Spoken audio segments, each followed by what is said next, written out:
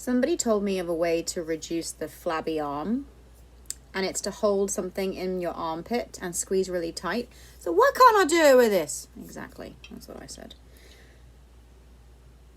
Ooh. Ooh! Oh, I like this weird, look at that weird gap. I like gaps.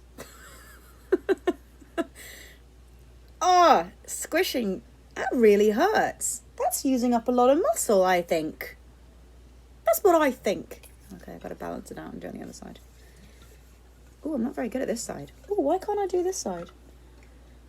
There we go. Oh, where's the hole? There it is. That's right. That's how we do it. Okay, and now I feel a lot stronger. No, I don't know. I actually kind of hurt, but I can feel it worked it out because I can feel it worked it out. I can feel it. Yay! Another use for tequila bottles.